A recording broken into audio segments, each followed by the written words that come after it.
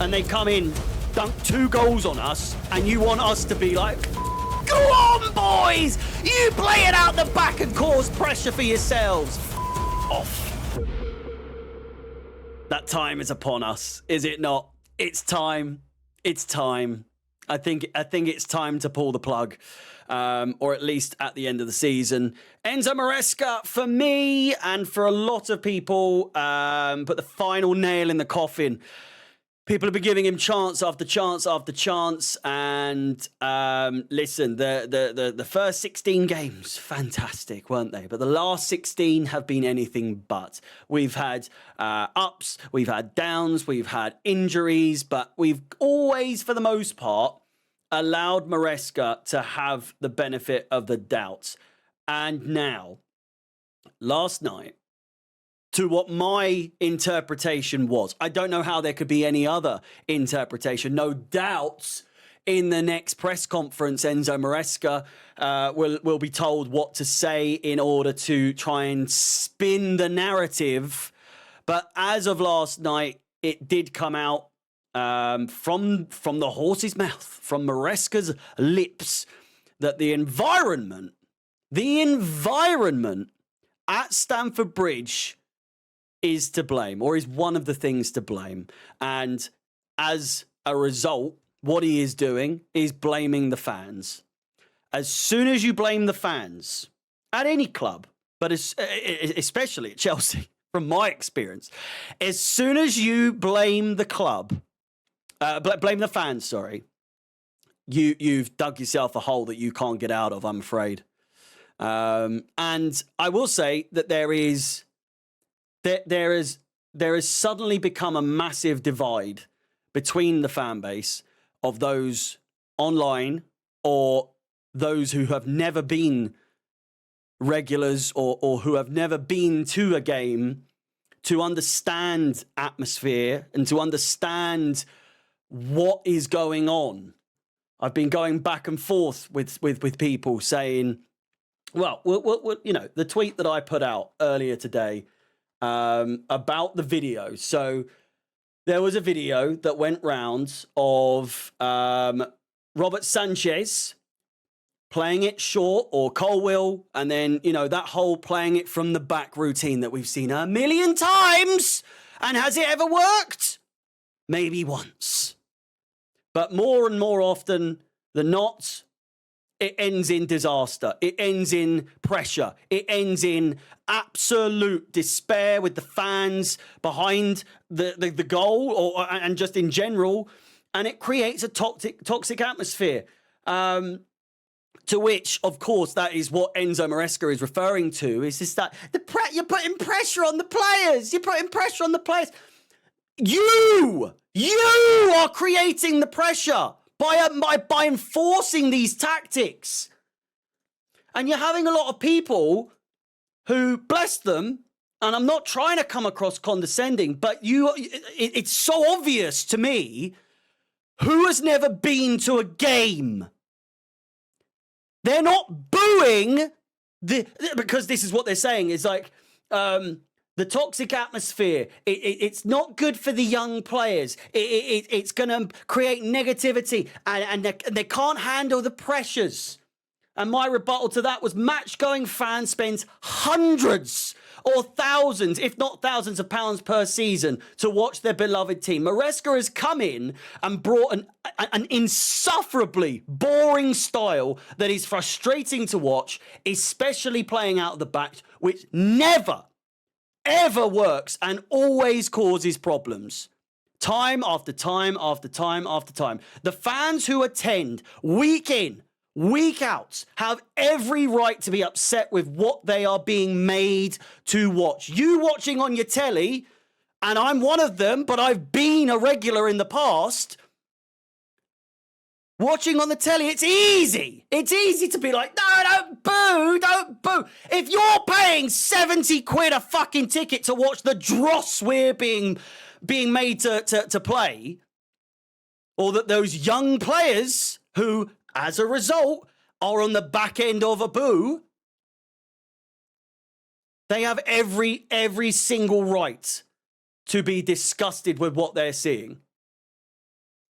And then you see a lot of people say, and yet they don't support and back the team. You need to start questioning match-going fans, Harry. No, the fuck you don't. No, the fuck you are don't. You do not. And then someone else said, okay, but then what you give is what you get. If you boo young players for the lack of proper squad building done by the board, by inefficient recruiting, then you are digging your own grave. You just destroy their confidence, which, first of all, sporting directors have done a fucking terrible job. But even still, we should not be 2-0 down against Ipswich Town at home at this time of the season. We have good players. We just do. We absolutely do.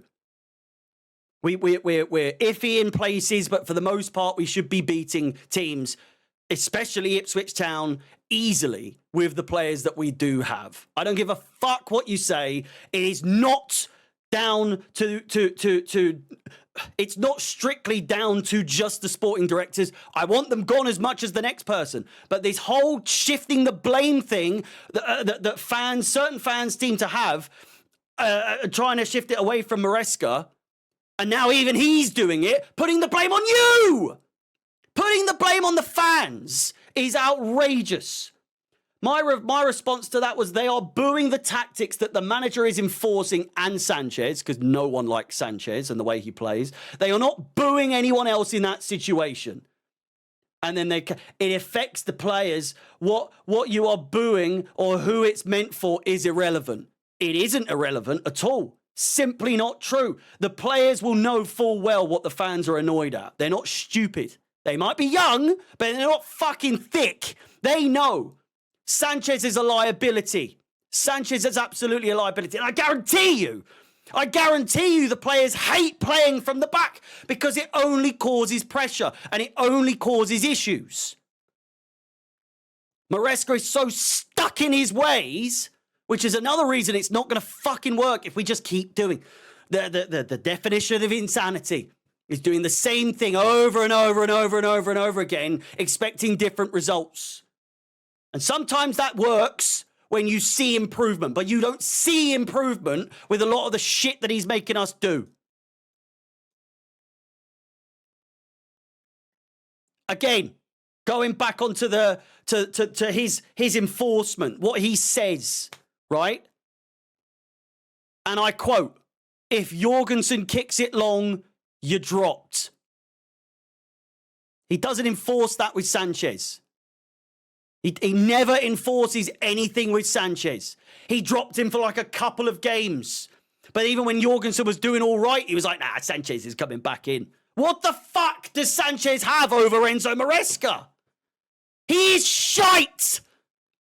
Given he has some good saves in him, but for the most part, he's a liability.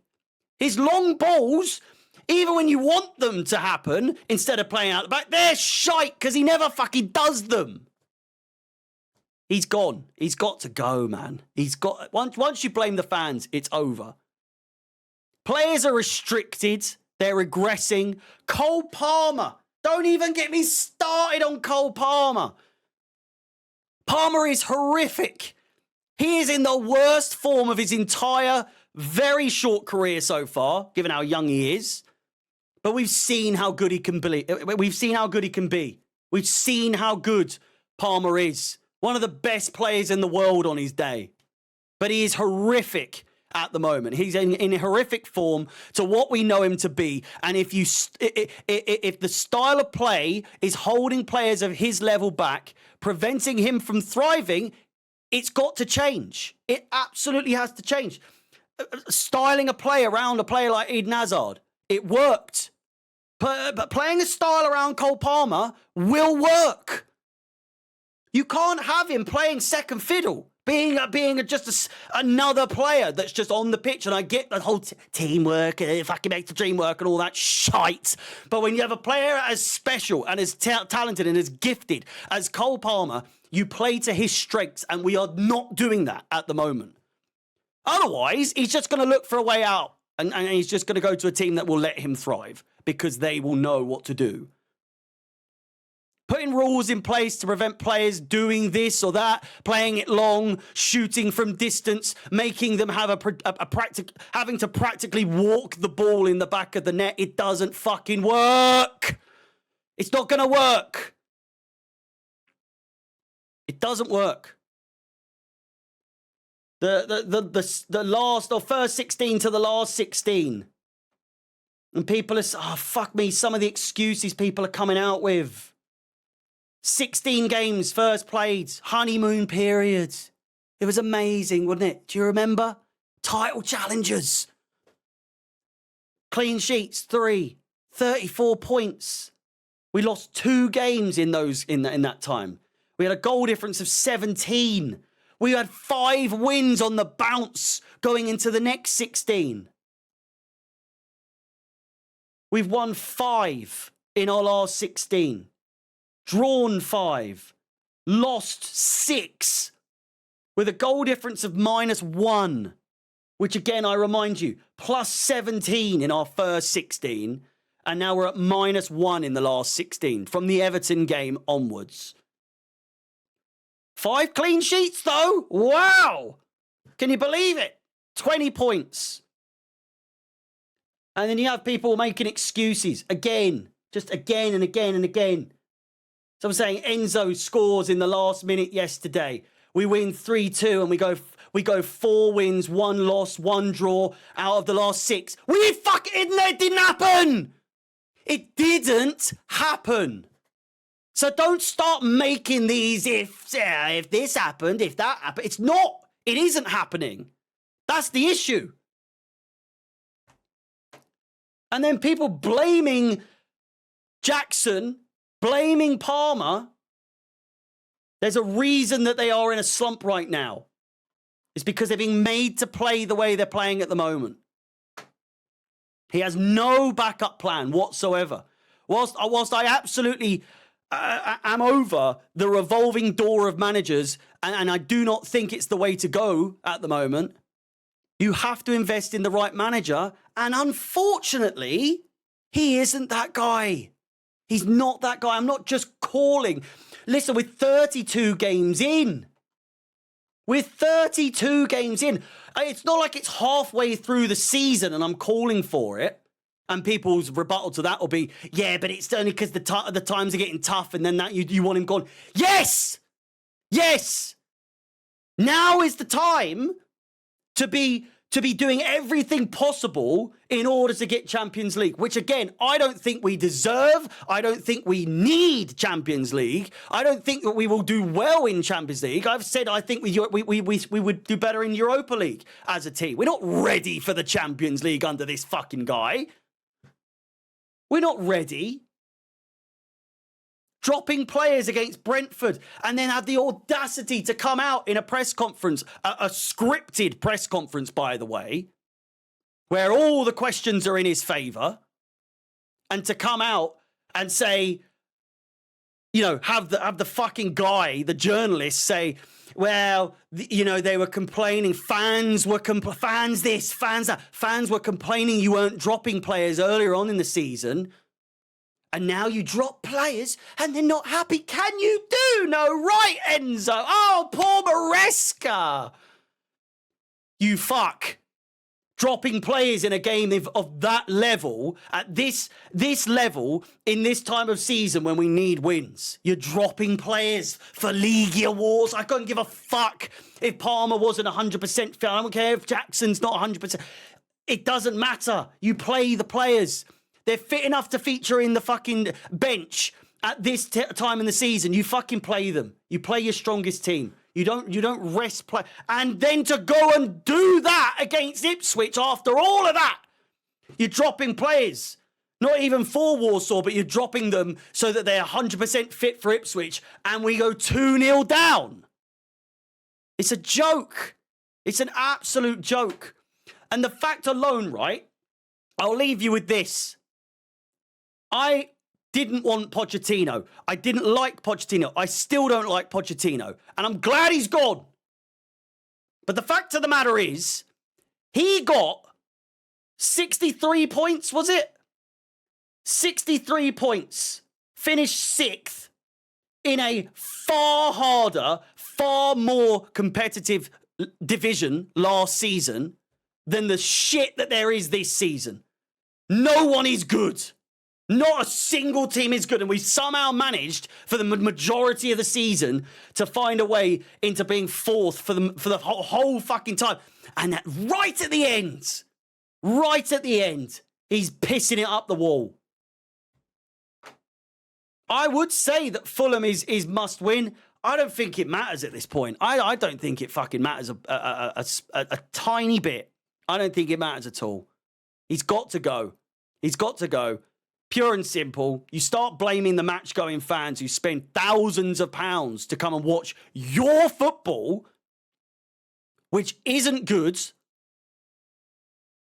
and you have the audacity to tell them that the environment they create is the reason for us playing badly. You expect them to get behind the players when we're 2-0 down against Ipswich Town, 18th place, as good as relegated, who have already beaten us away from home or at theirs. And they come in, dunk 2 goals on us, and you want us to be like, fucking go on, boys! You play it out the back and cause pressure for yourselves. Fuck off!